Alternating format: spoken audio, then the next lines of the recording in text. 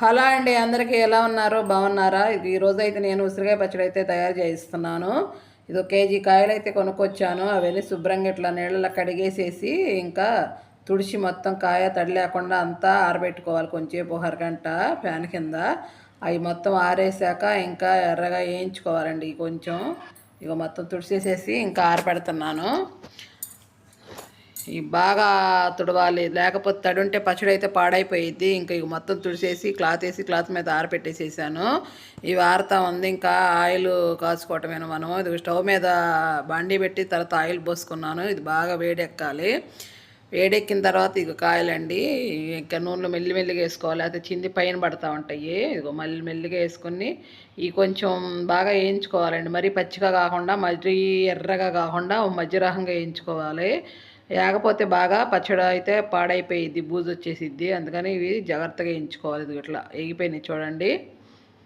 ఇట్లా వేగిపోయిన తర్వాత ఇవన్నీ తీసేసుకొని పక్కన ఉంచుకోవాలండి. ఇది మొత్తం అయితే ఇట్లా వేయించేసుకున్నాను నేను.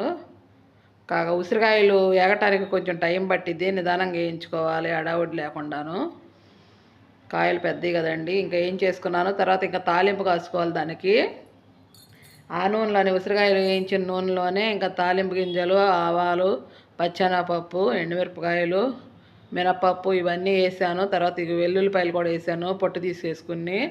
అవంతా కాలుతున్నాయి. తర్వాత ఇంకా కొంచెం జీలకర్ర వేసుకున్నాను, అవి కూడా వేగిపోయినాయి. లాస్ట్లో కొంచెం మెంతులు వేసుకోవాలండి. మంచిగా మెంతులు వేసుకుంటే మంచి సువాసన వచ్చిద్ది పచ్చడి మాత్రం. ఇదిగోండి అన్నీ అయితే ఎర్రగా వేయించేసుకున్నాను. ఇంకా తాలింపు అయితే కాగిపోయింది. ఇది తీసి ఓ పక్కన ఉంచుకోవాలి, అది చల్లారుతూ ఉండేది కదా. ఇప్పుడైతే చింతపండు అండి 150 గ్రాములు తీసుకున్నాను. కేజీకి వచ్చేసి ఇవి ఇట్లా పులుసు తీసుకుని మన పులిహోర కలుపుకోవడానికి పులుసు ఎలా తీసుకుంటాం అలా తీసేసుకుని ఇంక ఉడికించుకోవాలండి. దానిలో ఒక గిద్ద ఉప్పు అయితే వేసాను, కొంచెం పసుపు వేసాను. ఇదంతా స్టవ్ మీద పెట్టి బాగా తిక్కుగా వచ్చిన దాకా ఉడికించుకోవాలి. ఉడికించుకుని ఇదిగో తీసుకొచ్చి పక్కన పెట్టాను చూడండి. ఇంకా ఆయిల్ కాలిపోయింది కదా. దానిలో మెంతి పౌడర్ కొంచెం ఆవాలు కూడా అండి. ఒక 100 గ్రాముల ఆవాలు అయితే వేయించేసి పొడి అయితే చేసుకున్నాను. ఆ పొడిలో కొంచెం చిన్నులపాయలు కూడా వేసాను. మంచి ఫ్లేవర్ వాసన వస్తుంది చూడండి, సూపర్గా ఉండిద్ది అట్లా వేసుకుంటే. ఆ పొడిలో చిన్నులపాయలు కూడా వేసేసుకుని మొత్తం పౌడర్లా చేసేసుకుని ఇంక పక్కన పెట్టుకున్నాను. ఇంకా ఇవైతే మాత్రం ఇంకా గిన్నెలో వేసేసుకుని ఇంకా కారం ఇవన్నీ కలుపుకొని పచ్చడి డబ్బాలో పెట్టుకోవటమేనండి. కారం కూడా ఒక గిద్ద పోసాను. కేజీ కాయలకి గిద్ద ఉప్పు, గిద్ద కారం, 150 గ్రాముల చింతపండు, 2 స్పూన్లు మెంతి పొడి, తర్వాత ఒక 100 గ్రాములు ఆవాలు పోసాను. ఇంక ఇవి మొత్తం కలిపేసుకోవటమేనండి.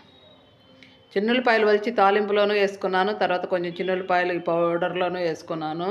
చిన్నులపాయ వేస్తేనే టేస్ట్ బాగుండిద్ది ఎక్కువ. ఇది మొత్తం ఇంకా వేసేసి కలిపేస్తున్నానండి.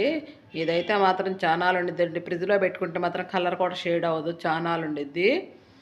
బయట పెట్టుకుంటే మాత్రం కొద్ది రోజులకి నలుపు వచ్చేసిద్ది కానండి. ఇదిగో చింతపండు కాడ వేసేసేసి ఇంకా మొత్తం అదంతా కలపాలండి. జాగ్రత్తగా కలిపేసుకుని ఎక్కువసేపు కలపాలి. ముక్క అంతా పట్టాలి. కారం, ఉప్పు, నూనె ఇవన్నీ, మెంతిపొడి, ఆవాల పొడి.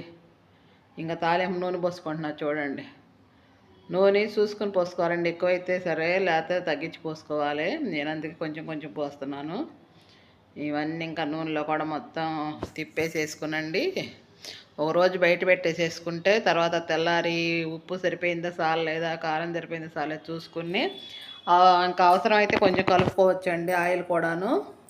అందుకని నేను ఇట్లాగా కలిపేసి పక్కన పెట్టాను. ఆ రోజు అయితే ఆ తెల్లారాక మాత్రం చూసి కొంచెం ఉప్పు అయితే తగ్గిందండి, అందుకని ఉప్పేసి ఇంకా సాల్ట్ ఇదిగోండి కలిపేసేసి ఇట్లా డబ్బాలు అయితే పెట్టేసుకున్నాను. చూడండి మంచి సువాసన వస్తుందండి. పచ్చడి అంతా లాస్ట్ రోజు ఇట్లా చేతితో తిప్పేసేసుకునండి, మొత్తం గరిటెతో అయితే కలవదు, అందుకని ఇట్లా పెట్టుకోవాలండి.